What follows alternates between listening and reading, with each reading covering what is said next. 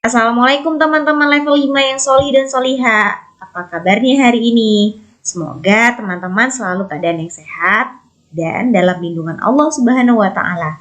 Amin. Nah, hari ini teman-teman kembali belajar bersama Bu Saada dalam pelajaran PPKN materi keberagaman sosial dan budaya di Indonesia. Nah, sebelum kita mulai belajar, seperti biasa kita baca doa sebelum belajar terlebih dahulu. Bismillahirrahmanirrahim. Allahumma inni as'aluka ilman nafi'a wa rizqan thayyiba wa amalan mutaqabbala. Amin. Nah, alhamdulillah kita tadi sudah membaca doa sebelum belajar. Nah, seperti biasa, kita berikan kesepakatan pembelajaran terlebih dahulu ya. Yang pertama, niatkan belajar karena Allah. Yang kedua, silakan teman-teman menyimak video pembelajaran dari awal hingga akhir. Yang ketiga, menyimak penjelasan materi dalam posisi yang baik. Yang keempat, menyiapkan alat tulis dan mencatat poin-poin penting. Dan yang terakhir, yang kelima, menonton kembali video jika belum paham. Oke, nah kita sudah berikan kesepakatan nih. Nah, let's sing. Mari kita bernyanyi. Dari Sabang sampai Merauke, berjajar pulau-pulau, sambung menyambung menjadi satu. Itulah Indonesia. Indonesia tanah airku, aku berjanji padamu, menjunjung tanah airku Indonesia. Tadi teman-teman sudah mendengarkan lagu dari Sabang sampai Merauke yang telah dinyanyikan oleh Pak Denny Ceklis. Nah, teman-teman tahu kan bahwa Indonesia itu terdiri dari pulau-pulau ya, teman-teman. Dan Indonesia itu merupakan negara maritim yang dimana negara yang lebih besar lautnya daripada daratannya. Nah, kita masuk ke keberagaman di Indonesia. Teman-teman sudah pelajarin terkait keberagaman di Indonesia, baik itu keberagaman suku maupun budaya. Nah, kali ini teman-teman kembali lagi mempelajari keberagaman yang ada di Indonesia. Nah, yang pertama adalah keberagaman sosial. Keberagaman sosial itu terdiri dari 3 keberagaman. Yang pertama itu keberagaman suku. Yang kedua adalah keberagaman agama. Yang ketiga adalah keberagaman mata pencaharian. Nah, di keberagaman suku, teman-teman sudah mengetahui terkait suku apa saja yang ada di Indonesia. Secara umumnya, teman-teman sudah tahu nih, kalau di daerah Kepulauan Riau, khususnya Tanjung Pinang, umumnya suku yang ada di Tanjung Pinang itu adalah suku Melayu Ceklis. Nah, selain dari suku Melayu, ada juga suku Batak, suku Minang, Jawa, Sunda, Bugis, dan masih banyak yang lain ya, teman-teman ya.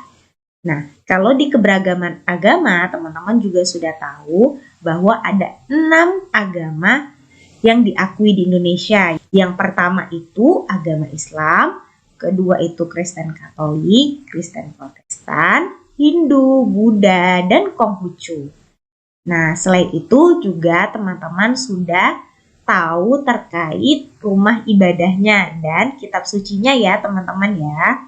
Nah, di keberagaman mata pencarian teman-teman juga sudah tahu bahwa mata pencarian di Indonesia ini beraneka ragam ya teman-teman. Salah satunya ada nelayan, petani, pedagang, dan lain sebagainya. Dan masih banyak lagi ya. Setelah itu kita masuk ke keberagaman budaya ya teman-teman. Nah, di keberagaman budaya ini yang pertama ada keberagaman lagu daerah. Yang kedua keberagaman adat istiadat. Yang ketiga keberagaman pakaian daerah. Yang keempat keberagaman senjata daerah. Dan yang terakhir keberagaman bahasa daerah. Nah, kalau di lagu daerah ini teman-teman juga sudah tahu ya. Contohnya seperti Lancang Kuning, lagu Yamko Rambe Yamko, lagu Apuse, lagu Anak Kambing Saya. Itu merupakan lagu daerah yang sering kita dengar ya teman-teman ya. Nah, yang kedua ada keberagaman adat istiadat. Nah, di sini salah satu contohnya adalah tradisi Bau Nyale yang ada di Mandalika, Nusa Tenggara Barat, di mana para penduduknya itu mencari cacing berwarna-warni ya teman-teman di pesisir pantai. Nah, yang ketiga ada keberagaman pakaian daerah. Di sini salah satu contohnya ada baju ule balang dari Aceh, teman-teman.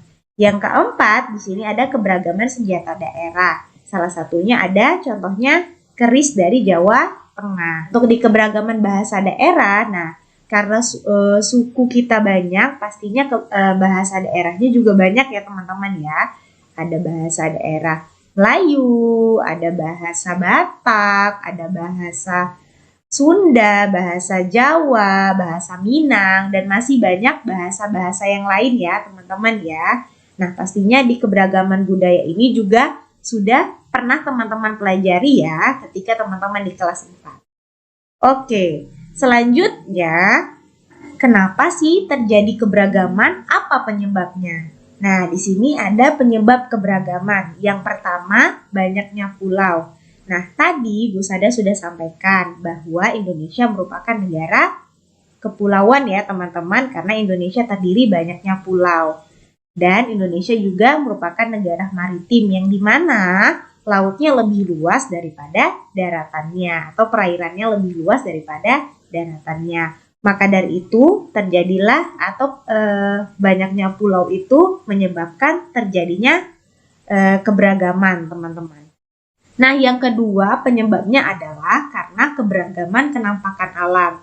Nah, di Indonesia keberagaman kenampakan alamnya itu bukan hanya laut saja teman-teman, tapi ada juga pegunungannya, ada dataran tinggi, dataran rendah, maupun di pesisir pantainya. Nah, di sini ada salah satu contohnya ada di kenampakan alam Pulau Sumatera nih, umumnya berupa barisan pegunungan atau perbukitan nih teman-teman. Yang ketiga itu karena adanya jalur perdagangan. Nah, teman-teman sudah tahu nih bahwa Indonesia itu berada di antara dua benua, yaitu benua Asia dan benua Australia.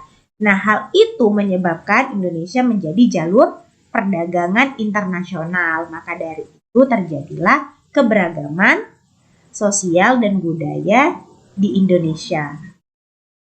Oke, selanjutnya nah, kita masuk di keberagaman mata pencaharian. Nah, teman-teman sudah tahu terkait keberagaman suku, bangsa maupun budaya, terkait pakaian adat, baju adat, bahasa daerah, dan lain sebagainya.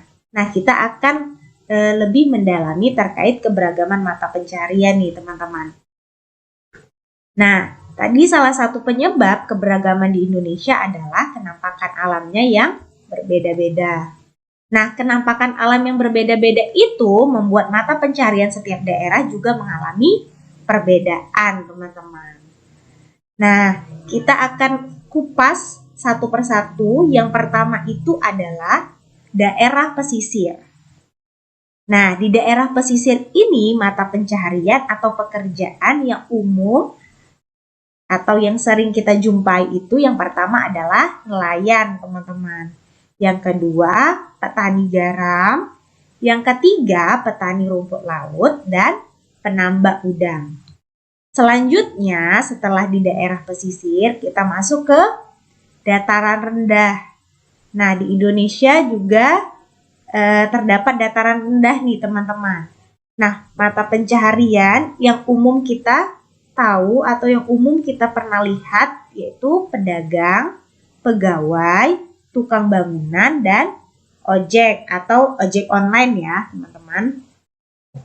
Selanjutnya yang ketiga itu ada dataran tinggi. Nah, di dataran tinggi ini mata pencarian atau pekerjaan yang biasa kita jumpai adalah petani teh atau kopi, pedagang, pemandu wisata, dan peternakan. Selanjutnya yaitu ada di bantaran sungai. Nah, bantaran ini artinya di pinggir sungai ya teman-teman ya. Nah, di bantaran sungai ini mata pencaharian atau pekerjaan biasanya itu adalah pedagang dan nelayan. Pedagang di sini dia berjualan di perahunya ya teman-teman ya, di sampannya masing-masing. Jadi bahan makanan yang mau dijual itu diletakkan atau dijajakan di perahunya masing-masing. Itu terdapat di Pasar Terapung di Sungai Barito, Kalimantan Selatan. Nah, sedangkan nelayan sini biasanya karena di bantaran sungai pastinya nelayannya mencari ikan air tawar, teman-teman. Oke, jadi perbedaan mata pencaharian di setiap wilayah membuat setiap daerah dapat saling melengkapi kebutuhan masing-masing. Perbedaan mata pencaharian pun membuat mereka dapat saling bekerja sama.